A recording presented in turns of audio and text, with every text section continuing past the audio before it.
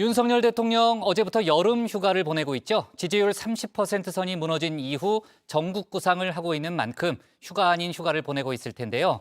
취임 이후 100일도 지나지 않았는데 초라한 성적표를 기록한 현 상황에 대해서 여당인 국민의힘 내부에서도 비판 의견이 나오고 있습니다. 대통령실 쇄신을 해야 한다는 의견부터 대통령 본인이 바뀌어야 한다는 그런 지적도 있는데요. 관련 소식을 주민에서 전하겠습니다. 네, 팔은 안으로 굽는다는 말이 있습니다. 자신과 가까운 사람이라면 마음이 쏠려서 잘못해도 못 본 척, 잘한 건 더 축혀 세우는 게 인지상정인 법이죠. 대통령을 배출해 여당이 된 국민의힘에서 야당에 비해 대통령에게 더 호의적일 수밖에 없는 이유입니다. 그런데 최근 윤석열 대통령의 지지율이 30% 선을 무너지면서 국민의힘에서도 쓴소리가 나오기 시작했습니다. 역대 정권 가운데서 100일 채 되지 않은 정부의 국정 지지도가 20%도 떨어졌다는 것은 정말 심각하다 이렇게 보고 있거든요. 어제도 뉴스픽에서 여론조사 결과를 전해드렸었는데요. 한국사회여론연구소 조사입니다. 윤 대통령의 국정수행 평가에 대한 부정평가는 68.5%, 긍정평가는 28.9%를 기록했습니다. 뭘 해도 국민들 눈에는 예뻐 보일 집권 초기인데도 지지율이 30% 아래로 주저앉은 건데요. 후보 시절부터 윤 대통령과 가까웠던 핵심 인사들도 지금 상황이 꽤 심각하다는 데에는 공감하고 있는 것 같습니다. 국민의 신뢰를 잃으면 어떤 말과 정책도 국민들에 의해서 진지하게 받아들일 수가 없기 때문에 대통령과 정부의 신뢰도는 시간이 걸리더라도 반드시 회복하기 위해서 모든 노력을 다해야 된다고 생각합니다. 내려앉은 지지율 회복을 위해 대통령실 인적 구성을 바꾸는 카드가 거론되고 있습니다. 당장 대통령과 가장 가까운 직책 중 하나인 비서실장이 타겟이 되고 있습니다. 비서실에서 최소한 누군가는 책임을 지는 사람이 나와야 된다고 보고요. 그럼 뭐 저희들 당대표 대행이 그만뒀는데 같은 급의 그 비서실장 정도는 그러면 비서실장이네요. 비서실장 정도는 책임을 져야 되는 거 아닌가 싶습니다.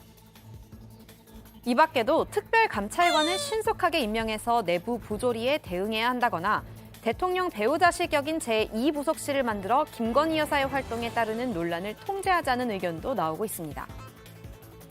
가장 중요한 것은 초기 인사였습니다. 국민 기대에 부합하지 않은 몇몇 인사로 인해 잘한 것은 묻히고 잘못한 부분이 크게 부각됐습니다. 취임한 지 100일도 채 되지 않은 윤석열 정부가 국민의 신뢰를 잃게 된 이유는 근본적으로 어디에 있을까요?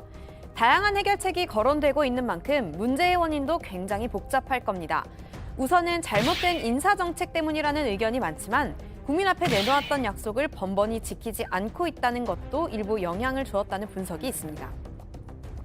사실은 이게 이제 그 가랑비에 옷 젖는다고 하나씩 국민들의 마음을 건드리다가 보니까 상당히 좀 많은 부분에서 좀 문제가 생겼다고 봅니다.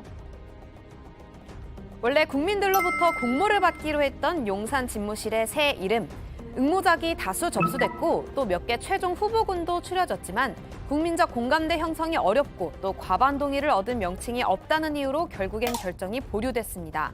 또 문재인 정부에서 만든 국민청원을 없애는 대신 대국민 투표를 기반으로 국민 제안을 선정하겠다는 계획에도 별다른 진척이 없습니다.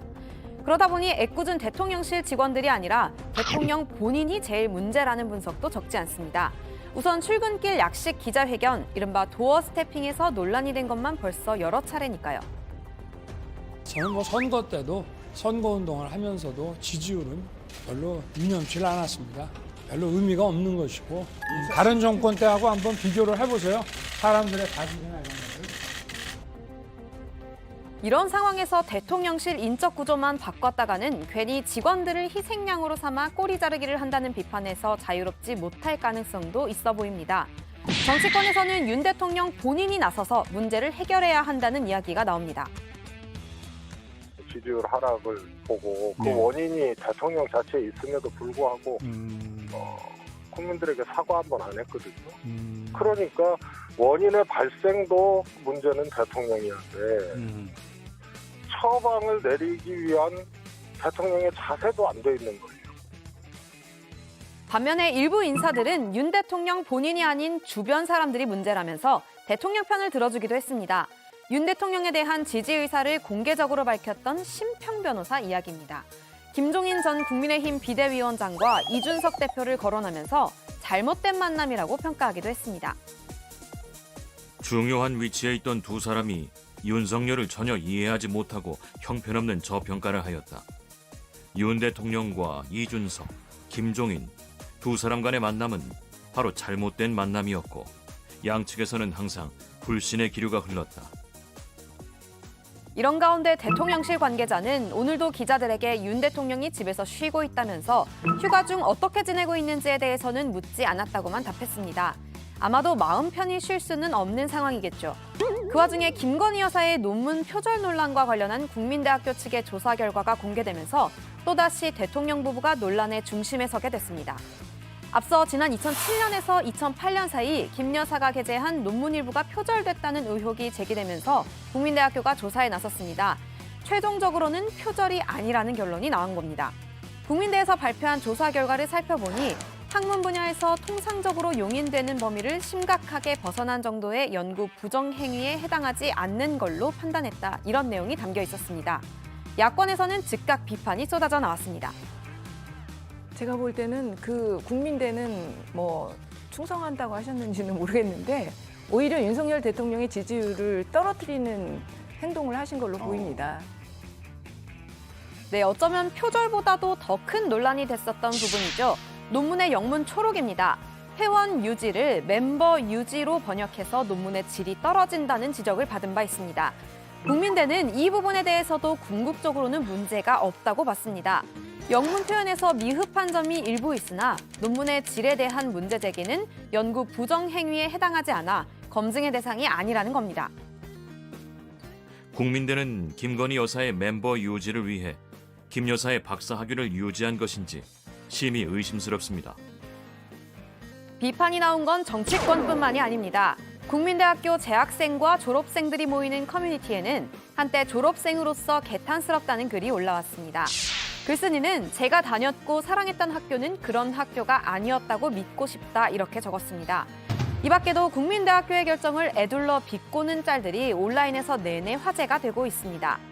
이런 와중에 대통령 관저 건축을 김 여사가 운영했던 코바나 컨텐츠 전시를 후원한 업체가 맡았다는 의혹이 추가로 제기가 됐는데요. 일단 대통령실 관계자는 관저 건축을 맡을 업체를 선정하는 과정은 보안 사항이라 구체적인 내용을 공개할 수 없다면서도 해당 업체가 코바나 컨텐츠를 후원한 건 사실이 아니라고 부인했습니다. 이따른 논란과 의혹 그리고 대통령실의 해명, 진실이 어느 쪽에 더 가까운지는 아직 정확하게 알기는 어려울 겁니다. 당분간은 국민의 신뢰가 회복될 때까지 얼마나 시간이 걸릴지도 쉽게 예측하기 어려운 답답한 상황이 계속될지도 모르겠습니다. 오늘의 주민, 지지율 위기 속 휴가, 야당은 논문, 관저 공사 놓고 김건희 공세 이렇게 정리하겠습니다.